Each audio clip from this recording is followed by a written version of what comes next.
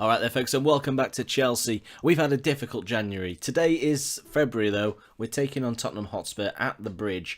But let's address some disappointing defeats in January. You saw the first one, Manchester City.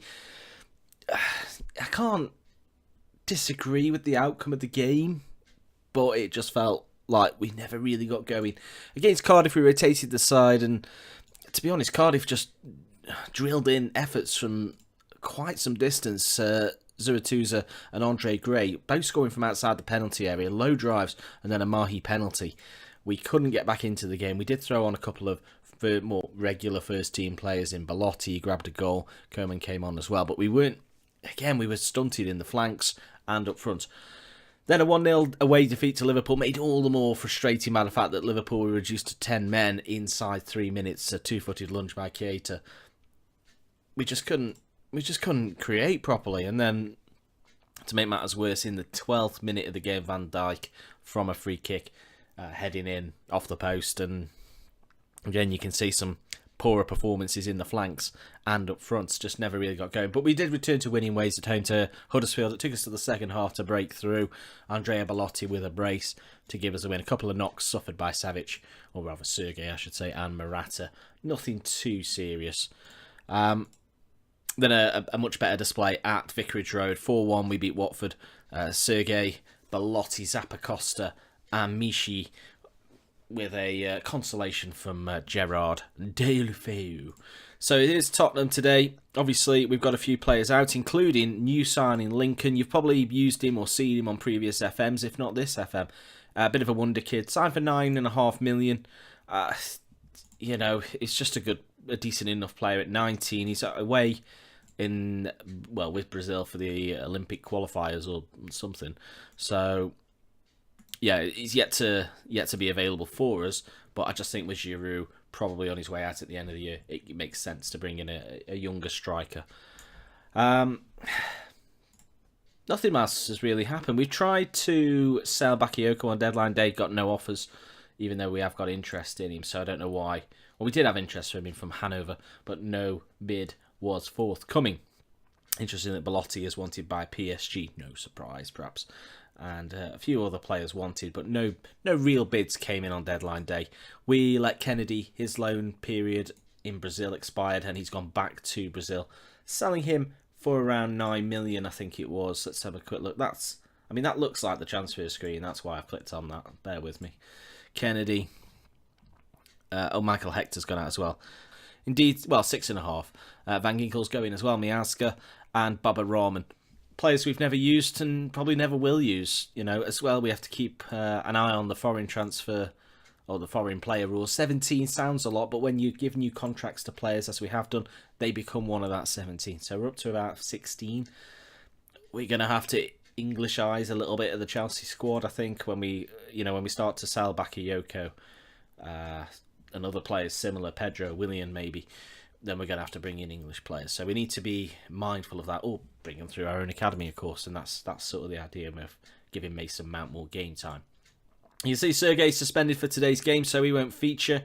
Premier League-wise, we have a 6-point lead. We had it cut slightly by those two back-to-back Premier League defeats. Very frustrating, but hopefully we can maintain a title push at home to Tottenham. Always capable side, of course. The teams are in the tunnel, and I'll see you with the team news in just a moment.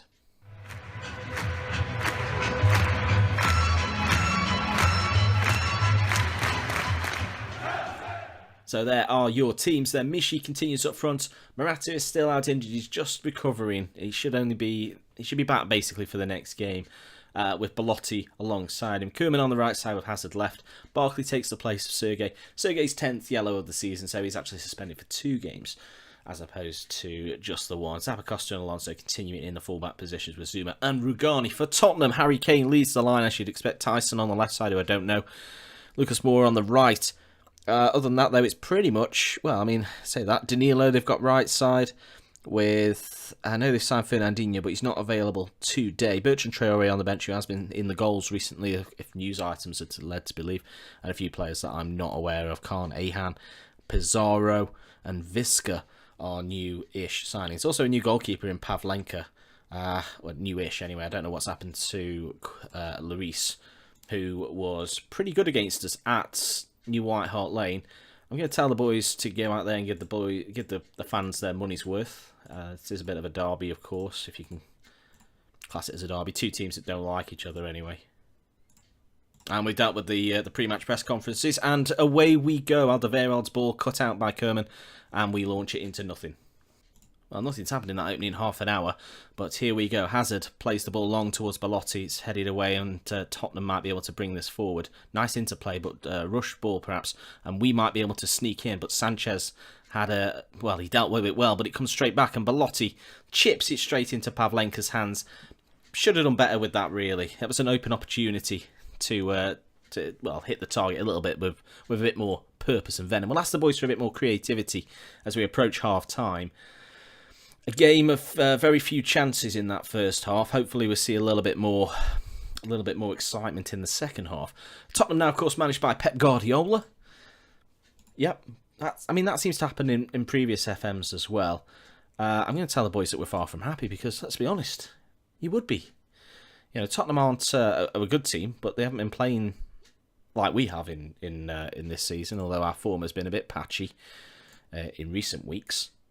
Right, a throw in now. Zappacosta on it. Belotti doesn't win it, but it comes to Kerman, who looks out to the left to Marcus Alonso. Can he work an angle for a cross? He cuts back and digs one out, and Kerman off the crossbar. We still continue to hit the woodwork more than we seem to score goals, which is very sad. Ross Barkley not having a great game. We haven't really got anyone who can come in and place him. Probably Willian, I'd move into that position. I'm not impressed with Bakayoko, to be quite honest, as a defensive or an attacking outlet, as Kerman has a good run and strike. Pavlenka equal to it on this occasion. Perhaps not the chance as play continues. Ben Davies picks this up left side and plays the ball straight through to Harry Kane. One pass and they're in, but Harry Kane with an uncharacteristic strike. That was that was a warning, a reminder that Tottenham are very capable on the break. I think we are going to make that change. Willian will come on for Ross Barkley.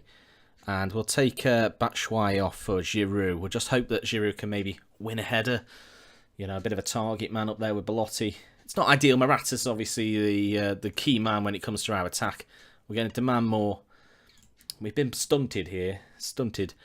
And we're going to bring on Emerson for Alonso. Alonso's had a poor game, 6.1. I don't really know what he's done. Maybe he's just not been delivering his crosses particularly well.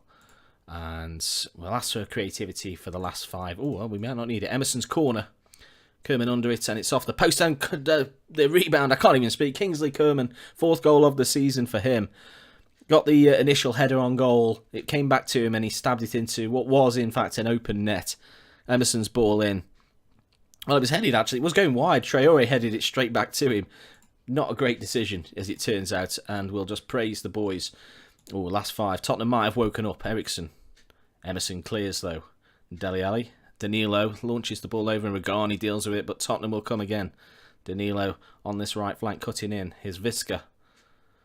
And, Emerson upends Visca. It looked a bit soft to me as Christian Eriksen.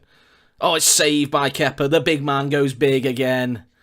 Did it go in? Absolutely not. Absolutely nowhere near. Great save from the Spanish international, one cap, as Giroud will collect this one. And, he has his back to goal and 2 Tottenham players behind him, but he works it well. Willian. Look at all the space now for Emerson. Crosses in at the back post, and there's Kingsley Coman. He's turning into a better player than he started the campaign with Chelsea.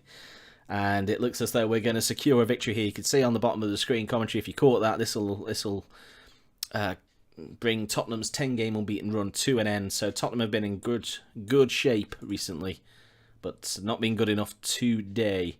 The missed penalty will, that'll live long in the memory. And that is going to be game as we're into added on time at the end of stoppage time.